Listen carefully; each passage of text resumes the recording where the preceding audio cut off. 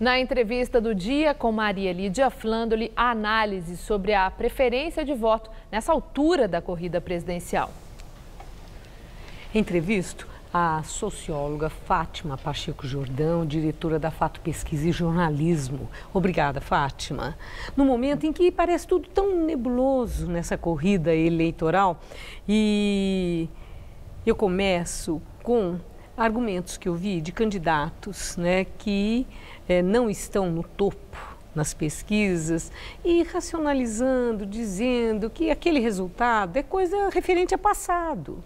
Que o que importa é o índice de rejeição, porque é o índice de rejeição que oferece a perspectiva de futuro, o potencial que o candidato possa ter para crescer. Quero começar ouvindo você com essa colocação. Tem consistência? Sim, tem consistência, inclusive consistência teórica, porque há muitos estudos no Brasil e fora do Brasil, um recém-publicado, que a militância é mais anti do que pró. É uma coisa mais defensiva, seja militância nos partidos e assim por diante. Então, há uma mudança muito grande, vamos dizer assim, do que se vê agora entre os desígnios das elites, de conduzir um rumo, por exemplo, até 2015, corrupção era uma coisa que aparecia em todas as listas, mas lá em 10º lugar, 9º lugar, a partir de 2015 é que corrupção é problematizada pela população, pela opinião pública, de uma forma prioritária, como está acontecendo nesse momento, dividido com saúde. Então, eu acho que a gente tem que refletir um pouco sobre o que mudou nesse processo do ponto de vista do eleitor. O itinerário da política é muito mais tumultuado, evidentemente, troca de partidos, mudanças, janelas de mudanças, etc. Para o eleitor, o processo tem sido muito mais construtivo, muito mais evolutivo. Por exemplo, o que era um escândalo histórico, mar de lama do getulismo ou das roubalheiras de Brasília, virou uma coisa personalizada. O Rouba Mais Faz, de Adhemar de Barros, e do próprio Lula, e assim por diante, do próprio Maluf e assim por diante. Posteriormente, nos anos de maior gerência, maior gestão, de mudanças de segmentos com PSDB e primeiro mandato e segundo mandato do Lula, a questão da gestão se impôs.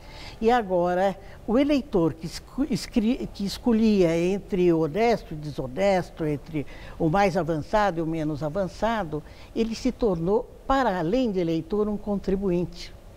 Ele está analisando aquilo que ele paga de imposto e aquilo que ele recebe. Então, as passeatas, embora contenham essa polaridade, passaram por demandas de orçamento. Hoje mesmo, São Paulo se mobilizou. E estabelece a conexão também, assim, a corrupção com aquilo que me falta. Exatamente. Não é? Você pôs o ponto, foi o ponto, turning point, o ponto de virada e quando deixou de ser um problema ético. Amadurecimento na sociedade, na relação do cidadão com as instituições, com a representação. Isso é um avanço, Fátima, não é? Enorme avanço, que causou também um avanço institucional. Os procedimentos com relação à mídia, por exemplo. A mídia recebeu um agregado das redes sociais, que estão muito mais vigilantes em aspectos específicos. Os bastidores da política deixaram de ser, vamos dizer assim, o grande, embora a mídia continue cobrindo os bastidores das políticas, os movimentos entre políticos e partidos, a opinião pública ganhou uma outra dimensão, ela ganhou uma força, ganhou uma capacidade de expressão que é absolutamente inédita. Incomoda. E isso incomoda e isso leva a processos que queriam ser assustados, continuar com muito vigor. Agora, mais pontualmente, né, voltando assim a quem está na corrida eleitoral, aqueles que estão aparecendo, Lula é o personagem que tem mais destaque, que numa situação tão adversa, ele na prisão ainda aparece em primeiro lugar na pesquisa, embora tenha tido uma pequena queda. Então, começando com Lula, nessa condição, preso, provavelmente fora da corrida, por ser enquadrado na lei de ficha limpa, pela condição dele já condenado em segunda instância. Lula, há elementos que indiquem que Lula continuará tendo um peso significativo de liderança política para manter o PT unido e para influir na decisão do voto? Olha, mesmo não sendo candidato? Efetivamente, dificilmente ele será candidato pelas questões judiciais. Agora, ele continua influente, pesadamente influente, mas a queda de quem saiu com 85% de aprovação do seu governo e agora está com 35% de intenção de voto, sendo, quando se tira Lula da lista, 2/3 do eleitorado transitam com muita facilidade para Marina, Ciro Gomes e outros. Estão perdidos ainda? Lula retém apenas daqueles que acrescem ao não sei, indefinidos, não definem candidato, apenas 1/3 da sua votação efetiva. A meu ver, o Lula está mais fraco do que parece, embora será ainda influente, mas as urgências dos partidos, sobretudo dele, o Partido Trabalhador, as alianças e as emergências de figuras que não vêm de partidos, que estão se agregando agora a partidos, por exemplo, Barbosa, o ministro Joaquim Barbosa, mostra que o quadro está, vamos dizer assim, ameaçando aqueles políticos que tenham algum envolvimento com essa esfera da ideia de corrupção e não realização. Sim. Bom, agora outra questão pontual, o PSDB, que não vive bons momentos e são vários os casos, né, envolvidos, aí as voltas com a justiça.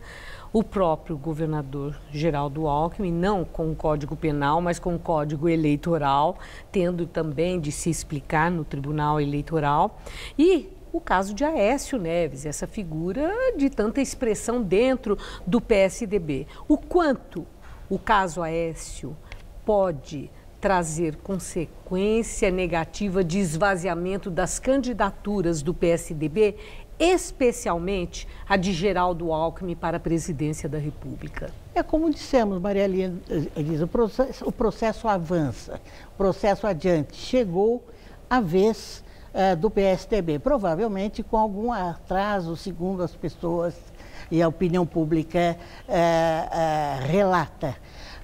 Isso atinge certamente toda a armação em torno das possibilidades do PSDB, inclusive Geraldo Alckmin, que embora não esteja no Lava Jato, está num processo capaz, legalmente, de barrar as suas intenções. E veja, há um dado muito interessante, que eu acho marcante, na última pesquisa do Datafolha, em que se testaram duplas para segundo turno. E uma das duplas testadas foi Alckmin e Bolsonaro, que não vai necessariamente ocorrer, mas é uma hipótese válida. E ambos têm a mesma volume de votos, ou seja, eles não se superpõem. Isso significa que Alckmin, com 30 e tantos %, 35% nessa dupla, nessa oposição, está, na verdade, em intenção de voto muito aquém. Então, está acontecendo alguma coisa entre a intenção de voto em Alckmin sozinho na lista de outros e Alckmin só no confronto no seu espaço de centro, centro-direita e direita. Bom, eu espero que você volte aqui, na medida em que novas pesquisas sejam divulgadas. Agora começa, né? A estação das pesquisas. Exatamente, a estação das pesquisas para essa avaliação. Muito obrigada. Eu que agradeço, Maria. Uma boa noite.